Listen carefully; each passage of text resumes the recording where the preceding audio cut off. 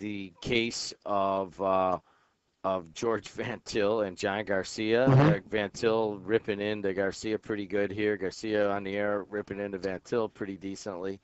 That's in your party on the Democratic side. What do you see in that race? I think it's obviously a competitive race. I could tell you that Mr. Van Til has the blanket endorsement of the Lake County Democratic Party.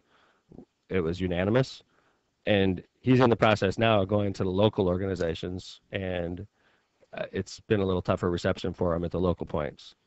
In fact, in Hammond, I believe John Garcia got 2/3 in Hammond. It was like 2/3 to 1/3 in Hammond, right. And I think at some of the local and he levels, got the endorsement technically from Hammond, but so if and just so I think I understand it, and a lot of people have a confusion, but it is confusing. as the Democrats of Lake County, you blanket support the incumbent, correct? Which was what you had. You've obviously come under some fire for that, and I think Roy Dominguez has been critical of that also. So I lost a lot of sleep over that. I was kidding. The Genghis Khan comment, by the way, is still resonating. But so you if somebody has an office, you endorse them from the county perspective because you are the county party chairman.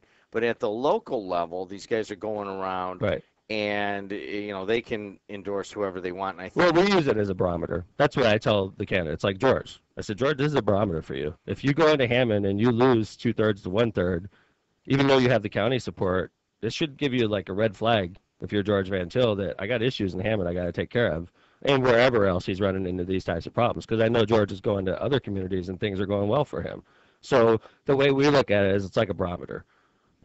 Maybe in Dyer, George is great, but in Hammond, he's got issues. And these are things that George has to work through. But as far as the party support, as far as me as chairman, I support George Van Til because he's an incumbent. And when we put it out for the blanket endorsement, it was received unanimously by the party. So. I had Senator Earlene Rogers in that seat right there on Tuesday, and she stayed for a long time, and it was nice. A lot of people called in, but it was kind of interesting at the very end of her conversation. I said, what's your relationship with Governor Mitch Daniels? And she gave a personal anecdote that kind of, I guess, was in concert with some of the more public things we'd seen. But she said she ran into him on the steps of the state capitol right after Mitch Daniels had won his reelection in everywhere but Lake and Porter County. And he told her right then and there that he was very upset about not winning Lake and Porter County, that he had invested a lot of time, a lot of money, a lot of political capital, and he still got blown out of the water 2/3 to 1/3 here in Lake County. And, just your comment on that. I think it's totally accurate what she says. I wasn't there during this conversation, but I think that at that point in time, you saw a change in Governor Daniels towards the region. He basically wrote us off. And I agree that in his first term as a Republican governor, he spent a lot of time up here. And, it would be like if I ran statewide and I expected to win in Carmel, which is a heavy Republican area. It's just really not going to happen. I could be the best candidate in the world, but I'm going to go into a Republican stronghold like Carmel, and I'm not going to win. It's just like unfortunately for a governor, he's just not going to win the region. It's just not going to happen. He may be a nice guy, he may try real hard, but this is a Democratic stronghold, and that's the way I intend it to be because I'm the chairman, and I want it to be that way, and I'm happy that it's that way. But just because he didn't do well here doesn't mean he shouldn't pay attention to us. And like when Klein Avenue Bridge fails and he doesn't rebuild it, that is a repercussion of him getting beat here, in my opinion. It's like, I got my butt kicked there. They need an extra $100 million. Forget the region. That's what I don't like about the governor. He did get his butt kicked here, but we're still part of the region.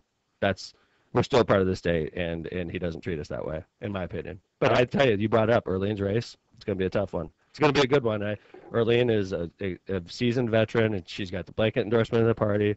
My scary scenario in there is we got two candidates from Gary. Both of them are good candidates. Darren Washington's a good candidate. Earlene's obviously a great candidate. And then you got Dave Van Zant from Hobart. He's a good candidate too. That's a good race right there. I mean, that's a tough race. That's the one I'm going to be watching on Election Day because it's possible that the two Gary candidates could split the vote, and Dave Van Zandt could steal it, and that's definitely possible. And then there's a Republican waiting to run against them in that race also that's fairly well known. So they're going to. Who's the Republican? I haven't paid attention yet. It's Matt Reardon's friend. I don't forget who it is, but he's. Isn't Matt Reardon a Democrat? He can still have friends, right?